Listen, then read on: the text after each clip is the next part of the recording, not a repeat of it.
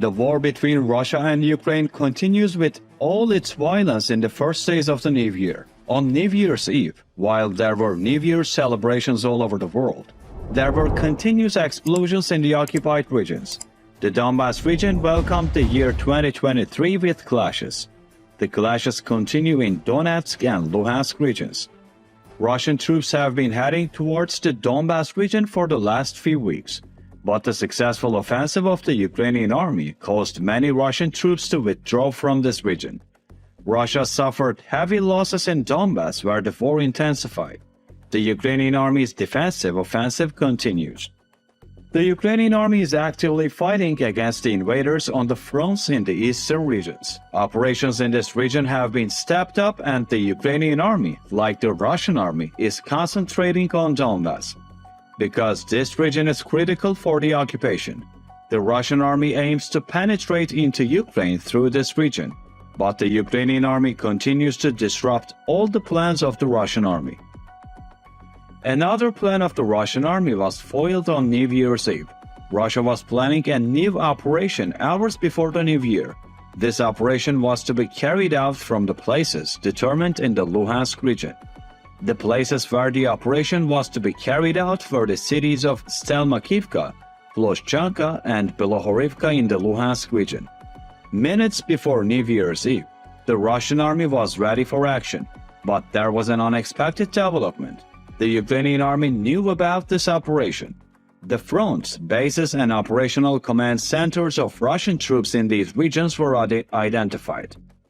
As Russia was about to launch an operation, the Ukrainian army mobilized. The command centers and bases of the Russian invaders were successfully hit. Russia failed to achieve what it wanted on New Year's Eve. At the same time, Russia attempted to attack from Soledar, Bakhmut and Ozaranivka. Ukrainian army units previously deployed in these areas responded to the attacks. The missile strikes of the Russian troops were successfully destroyed by the Ukrainian air defense systems. Although the Russian army sent air support planes to this region, it suffered great losses as a result of the Ukrainian army's counterattacks. Russian troops in the region were forced to retreat. The locals stated that Russian soldiers fled to the forested areas and that strong explosions were heard during their escape. Although no official statement has been made about these attacks, it is estimated that hundreds of Russian soldiers were shot and many Russian bases and ammunition depots were destroyed. The most intense fighting in the last few weeks has been in the city of Bakhmut in the Donetsk region. Let's take a look at what is happening in Bakhmut. Bakhmut has been the scene of the fiercest fighting since Russia began its occupation of Ukraine. Bombs are exploding and gunfire is heard in the city at all hours of the day. Russian troops are losing ground to Ukrainian soldiers. Bakhmut has been in flames for the last few weeks. There have been many developments in Bakhmut over the past week. Russian troops made a big preparation and attacked Bakhmut. Advancing to the center of the city, the Russian troops were met with a counterattack they never imagined. This attack was carried out by the Azov Battalion, fighting alongside the Ukrainian armed forces. The Azov Battalion is made up of trained and experienced soldiers who have been in combat many times. As a result of the Azov Battalion's successful offensive, the majority of Russian troops were forced to retreat from the city of Bakhmut. Azov troops had inflicted heavy losses on Russian troops a few weeks ago. A few kilometers from the Bakhmut front line, thousands of Russian soldiers were destroyed. Many of them were mercenaries of the Wagner Group and Kadyrov.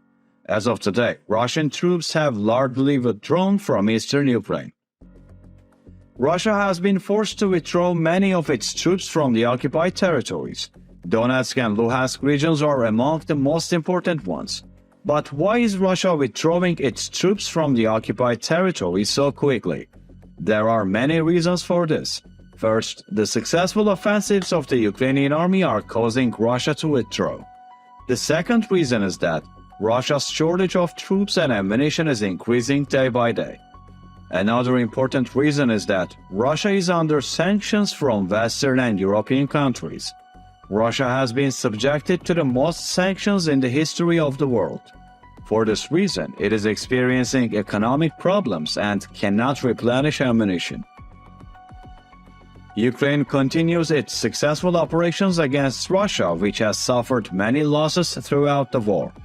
The defeats and withdrawal of Russian troops from many regions means that Ukrainian troops have a say in these regions. Ukraine now controls most of Donetsk and is making preparations for the future. Russian troops continue to withdraw from the region.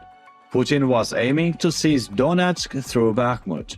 This region was very valuable for Putin, but Putin failed to realize his goals. Having failed to achieve what he wanted in Bakhmut, Putin focused on Marinka. This time the goal was to enter Donetsk through Marinka. The invaders attacking this region could not break through the Ukrainian defense line. The invaders suffered great losses with the counter-defense attacks of the Ukrainian army. Russia had to withdraw its troops from this region, as it had troop and ammunition problems. Putin also failed in Marinka, another way to capture Donetsk Oblast. Another place where the war is as fierce as Donetsk is Luhansk. Serious explosions occurred in Luhansk in the first hours of 2023. Having failed in Donetsk, Russia tried its luck in Luhansk and failed to achieve the desired result here as well. Allegedly, after the explosions in this region, Russia transferred many of its soldiers to hospitals in the city. It is stated that 450 wounded Russian soldiers are under treatment in hospitals in the Luhansk region. No statement has yet been made about the condition of these wounded soldiers. Putin is at a loss what to do against the Ukrainian army. Russia, which has been thwarted in many attacks in the occupied territories, is trying different plans. One of these plans is to launch airstrikes on Ukrainian territory from the Caspian Sea. Russia targeted Ukraine with artillery and missile shells from near the Caspian Sea. According to preliminary estimates, 20 missiles were fired, but Russia was not successful in this attack either. Most of these missiles fell on Russian territory. Others were destroyed by Ukrainian air defense system. Russian leader Putin is trying to invade Ukraine from several regions. Almost all attacks by Russian troops are thwarted by the Ukrainian armed forces. Putin's efforts are constantly in vain. The situation of the Russian army and people is miserable. Despite all these setbacks, Putin has not given up on his decision to invade, jeopardizing the future of his country for his own career and interests. On the other hand, the Ukrainian President Zelensky and the Ukrainian armed forces are getting stronger every day. Zelensky is gaining the appreciation of the people and the army, thanks to his decisive stance against the occupation. He gives moral motivation to his people and army with his statements. The Ukrainian army is causing great damage to Russia.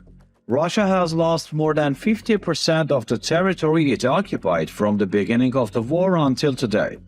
The Russian army has lost about 110,000 military personnel and tens of thousands of military equipment and systems. The Ukrainian army has now moved from a defensive to an offensive position. It seems that many more defeats await Russia in the new year. Do you think Putin will abandon his decision to invade in the new year? How do you assess Russia's failure in the offensive? What are your thoughts on the successes of the Ukrainian armed forces? Share your opinions with us.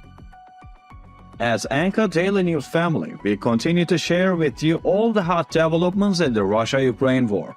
Our team of copywriters, researchers, graphic designers, video editors, and all our responsible staff work with the understanding of accurate and unbiased journalism. It is now very easy for you to support our team that produces accurate, unbiased, and quality content for you. You can support our work by clicking the super thank you button at the bottom of the video.